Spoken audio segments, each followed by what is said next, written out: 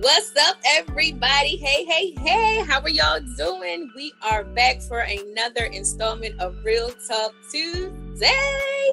For those who may not know, I'm Brittany Stevenson, and I am joined by Reverend Brandon Gale, Reverend Kenneth Watson, Miss Brianna Branch, and Miss Miosha Crippen. How y'all doing? Good. Good. Wait. Okay. I'm about to be like the Congress lady. Hello, how y'all doing? You definitely did. So guys, April is Financial Literacy Month. What is financial literacy, right? I'm so glad you asked because I wrote it down. Financial literacy is the ability to understand and effectively use various financial skills, including personal financial management, budgeting, and investing. And the purpose of financial literacy is to be able to use our money to do things we truly want, like retire with dignity, spend free time with our families, and give to others. So, in case y'all did not know, Reverend Kenneth Watson is not just a dynamic preacher par excellence, but he is also a licensed financial advisor with over 15 years in the industry. So we got him here as a part of our team to answer our questions and to help us be able to retire with dignity and to just be able to live our best life. You know, we're trying to be where the money resides. Right. So, Reverend Watson, thank you so much for being willing to, impart your knowledge onto all of us, because we know, they pay you top dollar, so we get, we getting this for free. So we thank you. Thank you so much. Okay. So before we get into, our conversation, let's talk about the power of the Black dollar. The power of the Black dollar. Brianna, I think you had some information you wanted to share about that. I do. I have a fun little tidbit.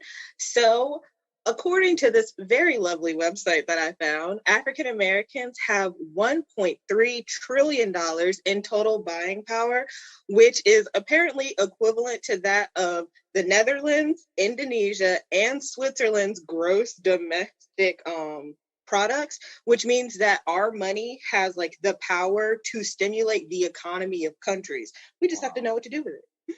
Wow. Bad. Right. And I think, Miosha, you also had a fact about the power of the Black dollar. Well, to piggyback on what Brianna just said about knowing what to do with it. Right. I found one fact about education. And it said that only 17 states provide financial literacy classes for people of color. So we have all this money, we have all this buying power, but what does it mean if you don't know what to do with it, right? So that's what we're going to be discussing today, and I'm excited about it to be here. And Minister Watson, we're glad that you're here to impart your knowledge on us. We appreciate you. Reverend. Oh, sorry. Reverend. She didn't need it. She didn't need it. So, Reverend Watson. So, Reverend Watson, budgeting.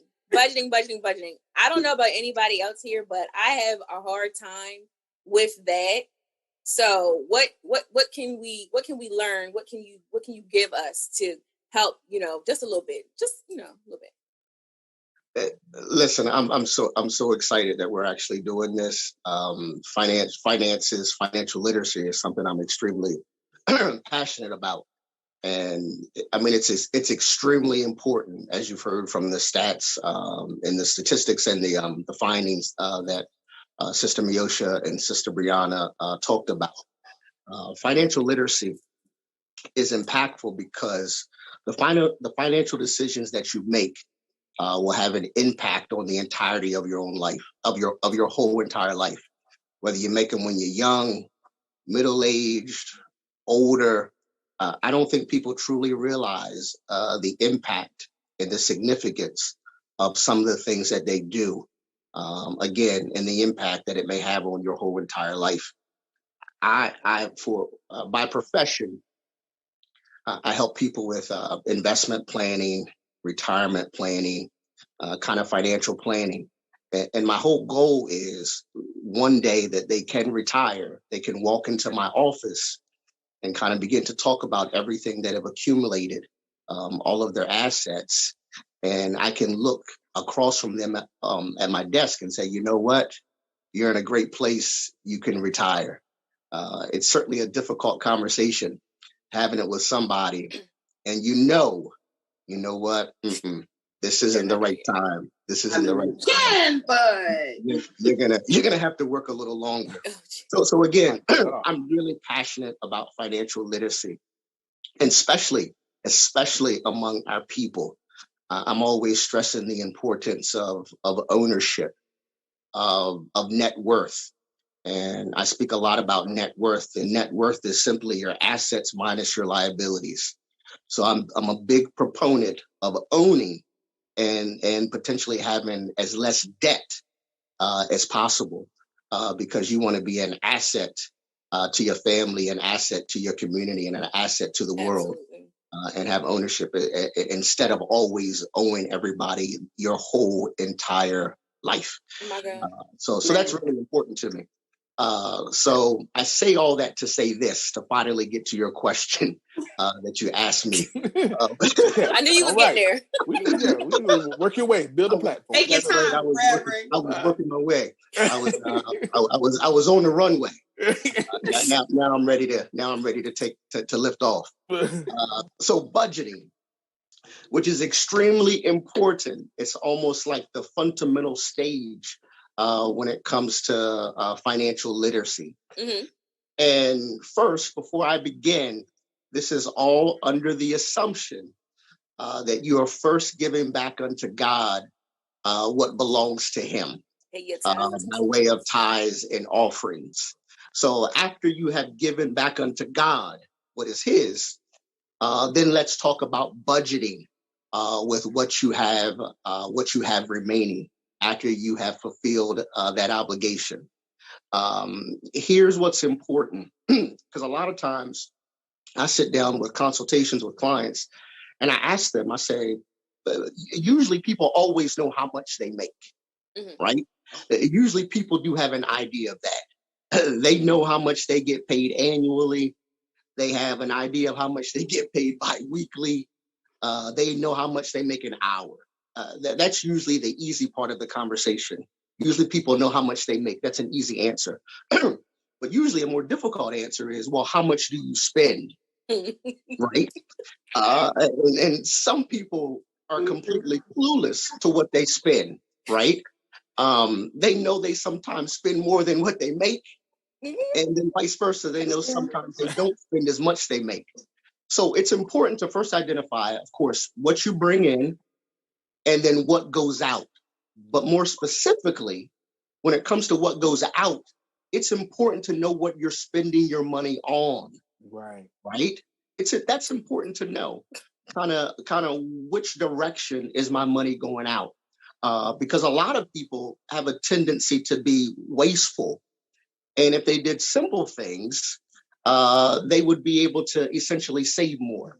But again, let's talk about budgeting. And this is just a simple rule. It doesn't apply to everybody, but just as maybe a guide or a blueprint for some of you out there. Sometimes I'll talk to people about making a budget using 50-30-20 rule. Okay. The 50-30-20 rule. Okay. So that means you take a look at the money that comes into, right?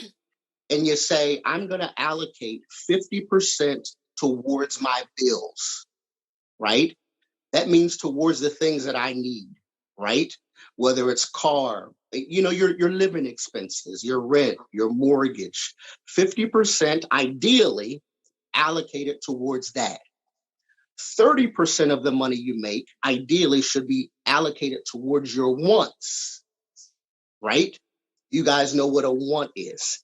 50% towards your bills, your needs, 30% towards your wants. That leaves how much? 20%. 20% ideally should go towards your savings, right? Because unfortunately, a lot of us don't save. And a lot of people say, I don't save. They say, because I don't have the money to save. And generally, oftentimes we don't have the money to save because we've mismanaged our money. we begin to, it's our biggest category is often our wants. It's like we spend more money on our wants than our needs, which obviously leads nothing for us to save. And a lot of you may be saying, well, I'm not sure I can do this. I can't do this. You would be surprised what you can do when you live within your means. That's true. Because everything can't always be a want. Because some of us, again, spend our money more towards wants than we do needs. So what are some of the ways that you can save? Automate your savings so you won't miss it. Because when I sit down with clients and I consult with them, ideally, you should have 3 to 6 months of your living expenses in a savings account for emergencies. So let's say hypothetically, your expenses are $1,000 a month. You should have $3,000 to $6,000 at least, at a minimum, in your savings account for emergencies. Okay? And we're going to talk about investing a little later on. But the first step is building up your savings account. Right. Because if you don't have enough money in your savings account, you are not an investor. Right. So hear me clearly. So basic fundamental stage, creating a budget and establishing a savings account. Because what's interesting is, here's a statistic for you. The Federal Reserve reports that only 39% of Americans, 39% of Americans, 39% of Americans don't have enough money to cover a $400 emergency expense. So again, budgeting potentially a 50, 30, 20 rule. Automate your savings. Make sure you set aside a certain amount every month to go towards your savings, so that you can build up at least 3 to 6 months in savings. Okay. Just some potential helpful tips on budgeting. Okay, so since we just talked about budgeting, I personally had a question. So as a college student, I find it hard to budget, and maybe using the 50, 30, 20 rule doesn't exactly fit the paycheck I make since I work and go to school. So I was wondering if you had any tips for that. So again, right? So it's not applicable to everybody, right? Everybody's situation is unique. But I try to stress to people, it's not for me, well, it is and it isn't. It's not necessarily for me the amount, but it's developing the habit. Okay. Yeah, that's good. That's what's important. It's the habit, right? Because if you start the habit of saving now, right, you'll be able to continue that habit when you graduate, when you begin to go into the workforce and you begin to make a little more money, because a lot of it is just a mindset, right? You want to develop a mindset even when you're young, and now as a college student about to graduate, because you'll find if you just begin to develop the habit of saving, you'll see the money begin to build up and build up and build up. And you'll start to get a little more confidence. You'll be like, oh, okay, you know what? This is great. I like how this feels. So again, it's about developing the habit and developing consistent behavior, right? Which again plays into the habit. So again, tailor it to your need. But again, don't lie to yourself, right? Because a lot of people say they can't do, and then they just don't want to do. Right. It's just right. So don't continually lie to yourself about it. Because ultimately, you know what you can do. That's why I say, again, a lot of these apps that you have, like maybe through your bank or through mint.com, again, you're able to see how much money you're making and where that money's going, so that you potentially could tweak it a little bit so that you are able to save. Okay. Heard you. Okay. I've done a lot of talking. I want to open it up to the group real quick about budgeting. What do you, in your opinion, why do you think it's sometimes difficult for people to budget? Kind of what are the pitfalls that you see that keep people from being able to save money, and how can they overcome? Well, I wanted to say that I think that our wants really get in the way, because it's the fact that a lot of stuff that we want, we can get later on, save and get it later on. But because we want it so badly, we, we forget all about the budget, buy what we want, and then we try to, figure it out, So I think our wants really get in the way from our first budget. Yep. Yeah, piggybacking off what Reverend Gail said, it's that mentality that I need it now mentality, or it's that YOLO, you only live once, so you might as well get it now. You can't take it with you. So it's that mentality that, I mean, a lot of people live like that, they spend like that. You get credit cards that you can't afford to pay off. But again, it's like YOLO, I'm gonna look good, I'm gonna eat good, I'm gonna travel, and then we'll just deal with it later. Sitting outside looking crazy. Sitting outside, but I'm cute. Bundles on fleek, but I ain't willing. Right.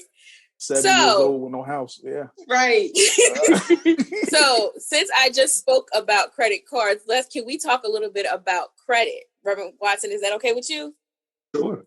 Okay, so I need to know. I saw this somewhere. I've seen this said, or I've heard this said, a while. So is this fact or fiction? Is it better to have bad credit than it is to have no credit at all? I've actually heard people say this. So let's talk about this a little bit. Sure. So what's nice about this is, I'm a licensed financial advisor. Investments is kind of my specialty. Mm-hmm. But many of you may not know that we have a credit guru on the panel with us in the person of Sister Miosha Crippen. Hey, girl. I don't want to steal her time. So I'm going to let her shed some light on credit. Okay, Miss Miosha, you were up to the plate. So I'm going to ask my question. Is it better to... He set you up. I'm sorry. You really hyped me up. I'm ready, girl. So my question was, my myth was, is it fact or fiction? Is it better to have bad credit than it is to have no credit at all? And by no, like no credit, like you have none. So fact or fiction? That is definitely fiction. You never want to have bad credit, right? You can always accumulate credit. Right. You can do a bunch of different things to establish new credit, right? Even if it's a secured amount, you can get with your bank and then you can establish some. But having bad credit is very detrimental. I mean, it's very easy to get into, but it's really hard to get out of. So no, that is definitely no. You don't want to have bad credit, right? Right. So we're going to kill that one right there. Okay. So since you did so I'll leave this between you and Reverend Watson. You spoke a little bit about building credit. So for someone that is 18, we got some viewers out there. Someone that's 18, they just became an adult, and those credit card little in the mail, they start to come in every day. You got they're coming in by the drones. So how does that so what are some advice for that person as far as building credit, because we got to have it. So how do you tell the 18-year-olds and 19-year-olds, or even people maybe a little older that don't have any credit, how do we advise them to I think advise them, Yeah, and Miosha, you can jump in whenever you want, or whoever else can jump in. I think it's important before we even move the conversation there to first establish what credit is, right? Right. Because we throw around that word credit, and a lot of people really aren't even fully aware of what exactly does that mean? Why is it so important? And credit's very important because it's one of the biggest obstacles that prevents a person, from saving and accumulating wealth. So what is credit? And what is a credit score, right? Because a credit score goes hand in hand with your credit, your ability to pay back money that you borrow, right? And every one of us will have a credit score. So what's a credit score? A credit score is a measure of how likely you are to pay back a loan on time, right? And every person, again, has a credit score, which again determines your ability to borrow money. Whether you see a car that you like and you don't have the money to pay for it, right, you have to borrow that money. One day you want to purchase a house. You don't have all the cash to purchase that house. That means you have to borrow the money from a bank. So therefore, it's important to have a good credit score because that bank is going to look at your credit score, which is going to determine whether or not they're going to lend money to you. And if they lend it to you, how much are they going to charge you by way of interest for the money that they let you borrow? Because the lower your credit score is, the higher your interest rate will be, right? The higher your interest rate will be on the money that you borrow, because creditors and lenders will consider you to be a higher risk, right? If you have a lower credit score. Absolutely. I liken it to this. Some people ask you to borrow money, right? You know, based upon that person's history, whether or not they're going to give you that money back, right? And then there are some people you let borrow money and they've got a good history with paying you back. So you're more inclined to do what?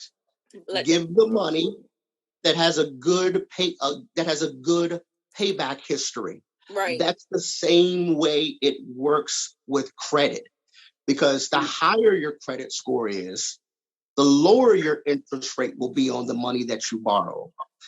So again, when you have bad or lower credit, you end up paying a lot more in interest for things that you buy, as opposed to a person that has good credit.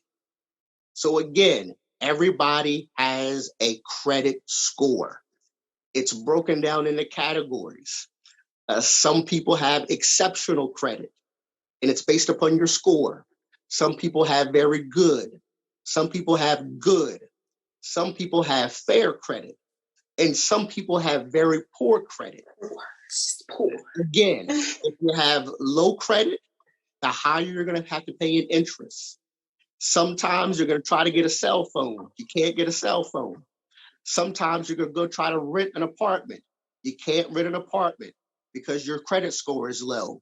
You have your eye on a great job. Some employers will run your credit. And if you have a lower credit score, that will even impact your ability to get a job, right? So again, it's important to have a good credit score. And then I'm going to turn this over to Miosha. But what makes up a good credit score? Your payment history, right? Your ability to pay stuff back on time. What also makes up a credit score? Your amount of debt on your credit line. A lot of times people will have credit cards. And let's make it simple. Let's say you have $1,000 balance on the credit card. Credit cards aren't free money, right? No. A lot of people think it's actually cash that's in their pocket. Yes. It's not. It's not. Not. Just because It's not. because they say you can spend $1,000, Right. it doesn't mean you should spend it. Because the more you spend of that credit limit, the more negatively it impacts your credit score. It's something called a credit utilization rate. Usually when you have a credit card, your limit should be no more than 30% of the balance, right? So that means if my credit limit is $1,000, my balance shouldn't be any more than $300. Right.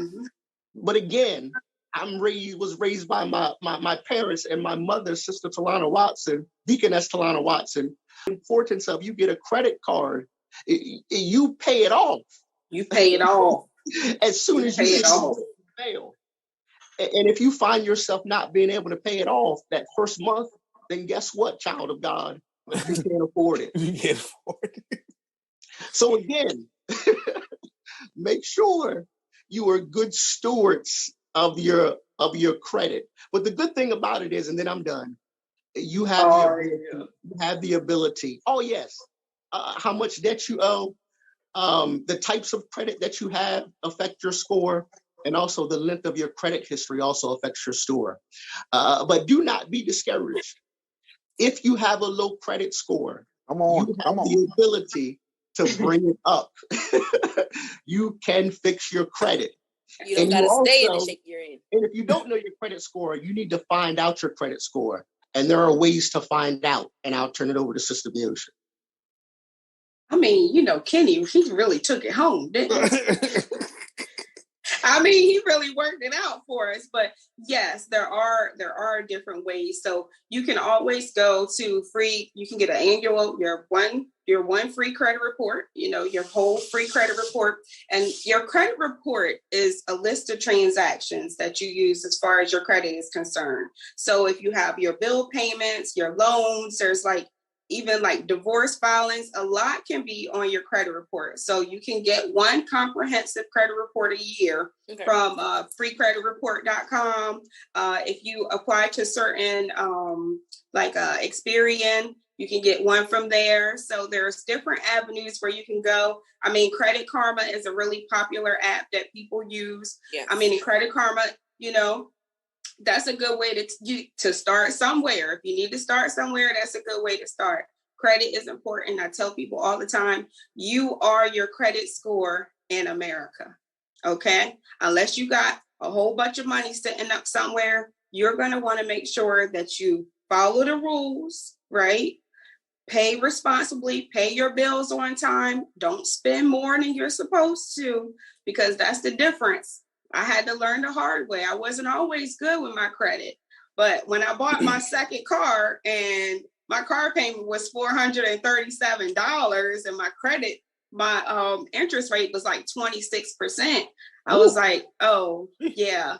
So I told myself, once I pay this car, I will never pay that much interest on anything ever again. Right. Yeah. So, yeah, I know about credit now. But I learned the hard way. So just make sure that you're informed. That's the biggest thing. Make sure you're informed. If you don't know, ask questions, research. Being ignorant is not an excuse. Being ignorant is being ignorant, right? So there's no reason in the world. There's no reason in the world with all this stuff at our fingertips why you don't know. And if you need a plan to get better, you need to reach out to somebody to help you bring yourself up, right? Okay, very good. Listen. If creditors are calling you, answer the phone. Because if you don't answer, guess what? They're gonna keep calling you tomorrow. They're gonna keep calling you. You can do little things to fix your credit. Talk to debt collectors, right? Work out arrangements with them. To pay your bills off. Try to always pay your bills on time. As Sister Biosha said, look your credit score up, look at your report, because sometimes there could be inaccurate information on your credit reports. Things that don't belong there. Not even yours. Because my mom put it on there when I I was 15, which y'all know it. You know somebody isn't having to. But that's so true. You're going years and years never looking at your credit report, and there's charges on there that don't even belong to you. Right. So make sure, and you can dispute those charges. There are ways to fix your credit. Again, as Sister Biosha said, your credit is who you are. It's extremely, extremely important. I can't stress that. I can't stress that enough. Okay, so We've talked about budgeting. We talked about credit. Does anybody have any questions about crediting or have anything they want to add before we go into our last segment? Anyone? Yes, I actually have a question. Okay. My question is using a credit card and paying off the balance every month when the bill comes in, is that more beneficial than using your debit card? Is using your credit card and paying off the balance when your credit card statement comes in, is that more beneficial than using your debit card for transactions? That's a good question. Yeah, Sister Miosha? So I have a couple of different things of how I feel about that. Okay. They're both important, right? They're both important because when you use your debit card, that gives you a transaction of how you're spending your money. Right. And when you're going to go to buy a house in particular, because the underwriters, they're really serious about looking at your transactions and seeing how you're spending your money. Mm-hmm. So yes, that is definitely important. And you do need to do that. And then you also need to use your credit card as well. And I say that when you're applying for a credit card, don't just apply for any credit card, right? Because there are a bunch of credit card companies that will give you rewards for using their credit card. Right. So make sure that if you get a credit card, you reap some type of a benefit for using that card. If you travel a lot, get one of those, right? So if you like different kind of rewards, get one of those. But definitely credit is not a bad thing. Credit is only a bad thing when it's misused, right? So yes, you need to do both. Use both. Use both. And one of the ways you can misuse credit, specifically credit cards, is by having an abundance of them, right? I mean, you hear stories of people that have, 10, 15, 20 credit cards, right? Yeah. So they get a credit card, they max that credit card out. So the solution to that problem is get it out.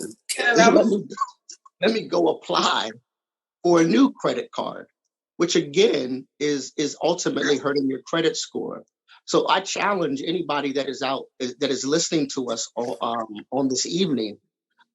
If you have multiple credit cards, try to make a tangible goal of beginning to potentially consolidate some of them if you can, but more importantly, pay some of them off, right? And there's different ways that you can pay off multiple credit cards, because one of the problems is people have multiple credit cards. Mm-hmm.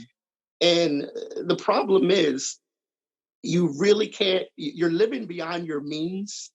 Then you get these multiple credit cards and it makes the situation worse. And then you get in this revolving cycle of only being able to pay the minimum payments that are required on your credit cards, which credit card companies absolutely love. They love it. So you need to get out of the cycle of having multiple cards and only paying the minimum amounts on them. Yes. Your wheels are just you're just spinning in circles and you're not moving. So there's two different strategies that you can employ to start paying down, and start with one, right? Say you have 10 credit cards, right? There's a strategy in which you say, you know what? Look at the 10 credit cards that you have, right? Map out which one of those credit cards has the highest interest rate, okay? You tackle that one first, right? You pay the minimums on the other 9, but on that 10th one with the highest interest rate, you pay the most. Right. Get it out of there. You pay the most you possibly can to avoid that credit card, because you want to get down the number of credit cards that you have, which ultimately will increase your credit. Another method that people use, and then I'm done. Let's say you have 10 credit cards. Some people, instead of tackling the one with the highest interest rate, which is probably the way I would suggest, some people go another route and they say, you know what? I'm going to tackle the one with the smallest balance so that they can feel better about it, So they tackle the one with the smallest balance. So they pay the minimums on the other 9 in our example. And the 10th one with the smallest balance, they put all the extra money towards that one. Mm-hmm. So psychologically in their mind, they feel good about it. It's a win. They no longer have 10 credit cards. They only have 9. But I just challenge anybody out here with multiple credit cards. Choose one of those methods. Choose one of those methods, right? I believe one is called the snowball, the other's called the avalanche. Choose one of them to so that you can lower the number of credit cards that you have. But at the end of the day, you can't pay down your credit card debt if you are spending too much money on your wants and neglecting your needs. 30% once, 30%. I'm going to piggyback off what Reverend Watson just said, because I had to do that. This is a testimonial. I had to do that at 18. You know, I was one of the ones with them credit cards rolling in. I wasn't telling nobody I was getting them credit cards because they would be like, "Pretty, stop." But before I knew it, I had several. But I used the method that Reverend Watson just spoke about as far as paying up the smallest one, and that is a mind it's a mind boost, because when I was like, "Oh, I paid that one off." Then a couple months later, it was this one, and before you know it, I have no credit cards. You know, so it does work. But and people watching, do not do what I did at 18. I am not 18 anymore. I don't advise it because it was not fun. That was a strict budgeting year. That was a not get my hair done, not get my nails done because I'm trying to pay off these credit cards year. So we don't want to, we want to be cute and we want to do what we do. So our last topic of financial literacy is investing. That's something that I feel like all of us, need some help with because, we pretty good at budgeting, pretty good at this, but the investing part, making our money, make more money for us, Reverend Watson, what you got for us? So I'm going to speak to investing at a high level, right?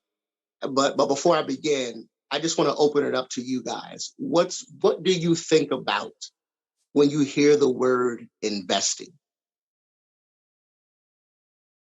Unfortunately, I'm a bit green. So I always think the New York Stock Exchange having to have like hundreds of thousands of dollars, in order to play, really, be a contender to, to invest. Like I can't go invest my little $500, but I need like 50,000, that's unfortunately, and I don't know if that's true or not, but that's why we're here. That is why Reverend Watson is here. That's why he's right. Busting the myths.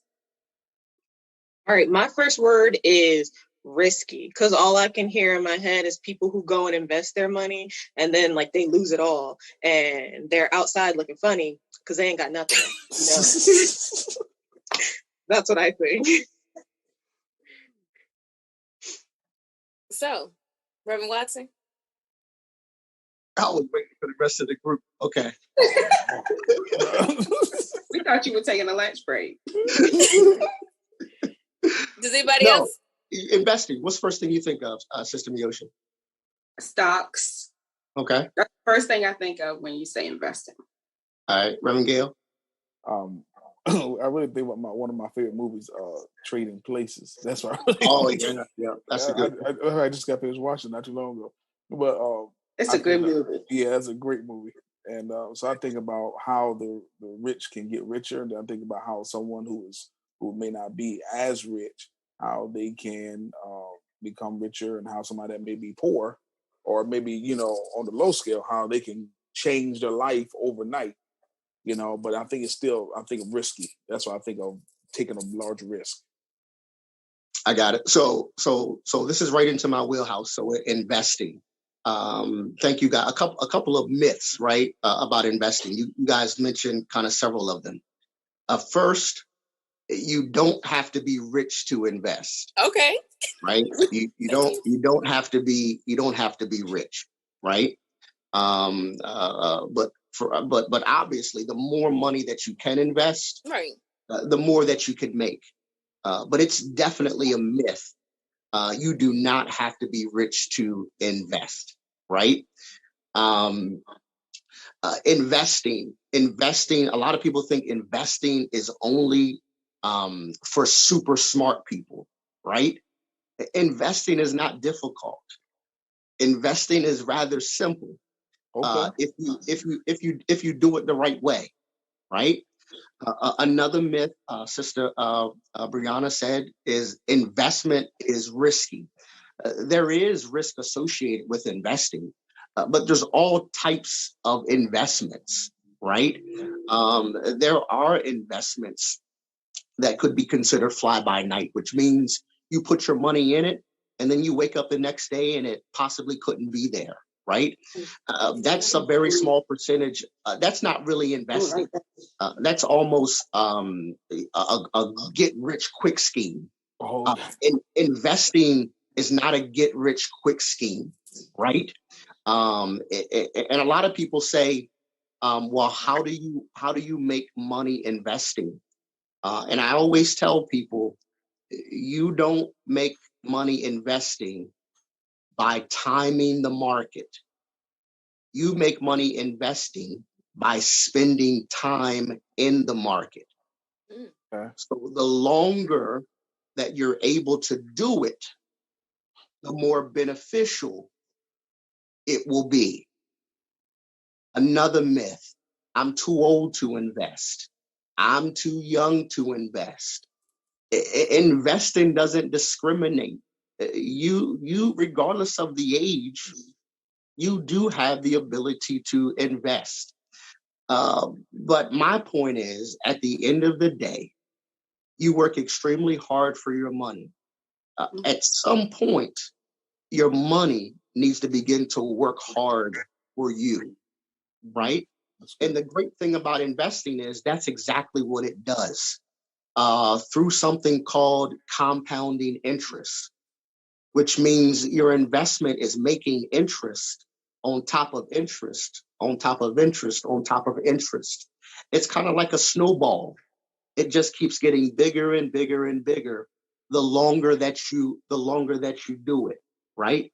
So again, I'm extremely passionate about investing. So again, you don't have to be rich. Investing is for anybody, right? I always tell people it's not about how much you have. It's about the consistency of it. So I always preach consistency. Regardless of whatever that amount is that you can invest or save, it's important to be consistent with it. So again, from a high level, let's talk about investing. Oftentimes, for people who are working, people who have jobs, I ask them, I say, do you invest money? And they say no. And then I say, well, do you have a retirement plan with your employer? And they say yes. I say, well, if you were contributing to that plan, you are investing money. Right? That's an investment, right? So I always encourage people, when you get a job, right, and your employer offers you the retirement plan, the ability to invest money, they say, we will take money out of your paycheck and we will put that money off to the side into a retirement account. I always encourage people to do it, right? But one of the problems is people don't see the value in that. But there is tremendous value in starting early and being consistent. Because one day you're going to retire, right? And the worst feeling in the world could possibly be when you retire, all I have is Social Security income. And you come see me and I'm like, you're only going to get $1,200 a month. And then you said, well, I worked all my life. Right. And it's because you haven't planned properly. So again, the easiest way first to invest is people who have jobs, right? And you can invest in your employer plan. And what's nice is some employers contribute money for you. They will match you if you contribute up to a certain point. One of the best pieces of advice that I ever got on my first job, my manager brought me in, sat me down. He didn't even teach me the job on the first day. The first day, he started talking to me about investing into the 401k plan. He said, listen, I would be doing you an injustice if I didn't tell you, you need to start putting money away because this company will match what you put away up to a certain percentage. So I challenge anybody out there, you have a job, who has a retirement plan, make sure you're contributing money to that plan, right? It's extremely important. So take advantage of that. Here's my next thing. If you don't have a job that has an employer plan, that does not stop you from investing. There is something called an IRA account. Mm-hmm. An acronym for individual retirement account. Mm-hmm. It serves the same purpose as an employer plan does from your job. The only difference is the IRA is just money that you're contributing, right? You can contribute into a traditional IRA or a Roth IRA. As little you can start, you have the ability to contribute up to between $0 and $6,000 a year if you're under the age of 50. If you're over the age of 50, you can contribute anywhere from $0 to $7,000 per year in this IRA, this individual retirement account. The key is to contribute into it, right? So that's important. So again, you have your employer-sponsored plan. Invest money in that. If your employer doesn't have a plan, that's fine. You can have an individual retirement account as long as you have earned income. You can open up an IRA account and you can contribute to that. All right. The key, yes. Question. So then would one wanting to put stuff into like an IRA account, would that fall into our needs category of our budgeting? Saving, right? Savings. Okay. Saving. Okay. Although psychologically and long term, it is a need. Okay. Because it absolutely is. Saving ultimately is a need. Right. You need to save, right? So yes, it falls into that saving category. 20% into savings. That means your savings account, your IRA, your investment accounts that you potentially could have. That's what that 20% should represent or should make up. And to your point, Brianna, when you said that how risky it was, one of the ways that you can overcome risk within investing is something called diversification. That means you're not putting all of your eggs in one basket. Just from a high level, the best way to invest in something and get diversification from it is by investing in something called a mutual fund, right? So a mutual fund is a basket of stocks. So you purchase a mutual fund, and some of these mutual funds have hundreds and hundreds of stocks inside of them. As soon as you purchase the mutual fund, you become an owner of the stocks within that mutual fund.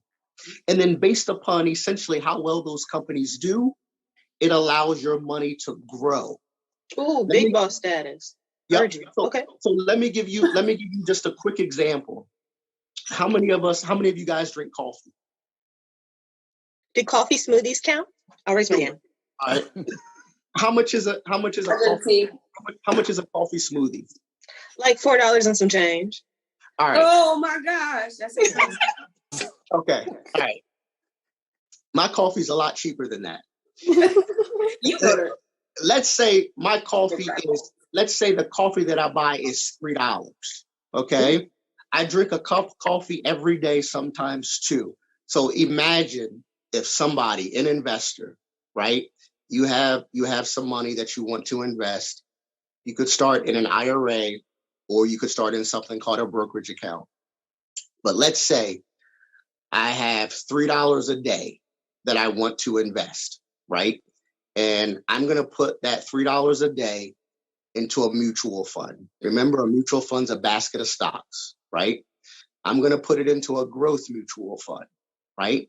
In our example, we're only going to assume a 7% growth rate per year on this mutual fund, right? So that's a very modest return. So again, I'm going to save $3 a day, which is my cup of coffee. I'm going to save, that means I'm going to be saving what? $21 a week, right? Okay. For this cup of coffee. That equates to about $1,130 after year one that I've saved, right? Between the amount of interest that I made and the actual money that I put in. So after 1 year, that doesn't seem like a lot of money, $1,130. But just imagine if you did that for 60 years, okay? Now you may say that's a long time. Let's imagine if you did it for let's imagine if you did it for 60 years. Your $3 a day for 60 years would equal approximately a little over $1 million. Okay. Which is approximately 65,000 that you actually put in yourself. Uh-huh. And the remaining balance, about a little under 950,000, is from the accumulated interest, that compounding interest. So again, let's say if you could do $5 a day as opposed to $3 a day. The example is just to show you that you don't need a lot of money to invest. Mm-hmm. Investing can be for anybody. There's no excuse. Anybody and everybody can do it. Just buy a nice quality mutual fund, and the rest just let it do itself. Okay.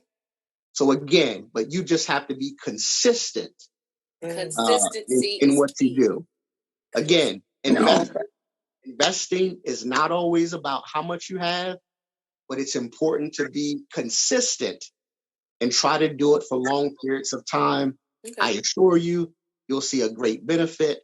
So again, consistency and longevity are the keys to investing. And maybe you don't drink a cup of coffee, but there is something else that you are doing that you could stop doing and invest in your future. And another thing, also invest in your kids, right? Yes. Yeah. Instead of buying toys and Jordans. Instead of buying toys all the time, shoes all the time, video games all the time, although it's nothing wrong with it. I'm not speaking against it. But think about investing in your children's future by buying them a mutual fund, buying them stocks in a custodial account. But again, because we're talking about not just accumulating wealth for you. Generational. That's right. But creating generational. And there's a bunch of information out there and a bunch of different apps that you can find to be able to help you on the road to investing. Awesome.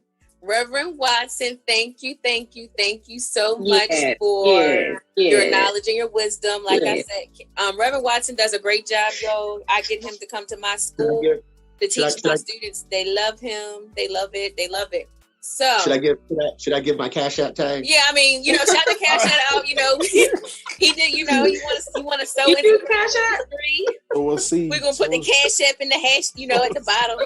So, but basically, the takeaway from tonight's conversation is consistency. That was a word I heard when we talk about consistently saving, consistently paying our bills on time, and consistently investing in ourselves and making our money work for us. So, consistency is key. So before we end for tonight, I have a quick fire question for y'all. And I didn't tell y'all what it was because I want to see what y'all's reactions is. And just think about it. So I'm giving you 3 options. You can pick one of the 3 and I want to know why. Number 1, numero uno, you can travel anywhere in the world you want, but you can only use the vacation days that you have. And it's for 5 years. So the first option is 5 years of free travel anywhere in the world you want, but you can only use the vacation days you have. Meaning you don't get extra vacation days, you don't get none of that other stuff. Is this in a COVID-free world? I mean, we're here right now, so I guess you got to deal with it right now. You got to deal with your COVID. You got to deal with it. We're going to be dealing with it for a while. Okay. Numero 2, you can get free gas for 10 years, free gasoline, petrol for your car, but for only 1 car. So if you got 2 cars, you pick 1 car that you get all the free gas you want. And then number 3, and this is the last one, you get 20 years of free groceries, but only 1 store, meaning you can't go to Aldi and hit up Acme and hit up Food Line. You can pick 1 store, free groceries for 20 years. So I'm going to start with you, Reverend Watson. What you picking? 1, 2, or 3. Gas? No. What was it? Travel, gas, or food? I'm eating. Okay. Number 3. Okay. I can survive without travel and gas, but I can't survive without food. Reverend Watson? Reverend Gale? Actually, I was thinking along the lines of Reverend Kenny. I think I'll pick the food. Yeah, but I can grocery shop real good. So yeah, I can make that work in one grocery store. I can make it work. Brianna?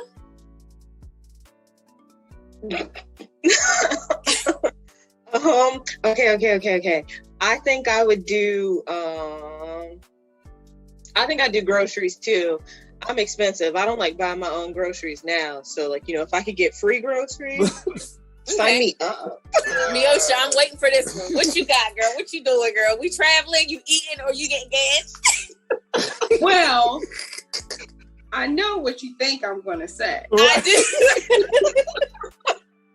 But my vacation days ain't looking that good. So, you're eating, that's a big part of your budget. So I would definitely go with food without a shadow of a doubt. Yeah. And I picked food too, and my reasons would be because this is my entrepreneurial. They say I could get free groceries for 20 years, right? I can get what I want in abundance. I would go to like Sam's Club. I'd pick Sam's Club. I'd buy in bulk, and then I'd probably try to boost it and sell it. So I'm making money. You know what I'm saying? And it's free. And it's free for me. I make sure everybody take care of all my family, my church family, even places in the community. I'm gonna give y'all, we gonna support the soup kitchens.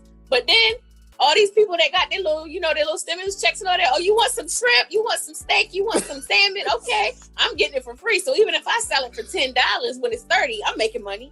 So that's why I picked it. I was actually surprised by all of y'all's answers. I thought I was probably gonna be the only one to pick food, but we all picked it.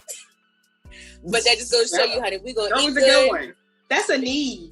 It is needs versus wants. Needs versus wants. Y'all, I have enjoyed you guys tonight. Thank you again, Reverend Watson, for your knowledge, for your wisdom. Thank you, Miosha.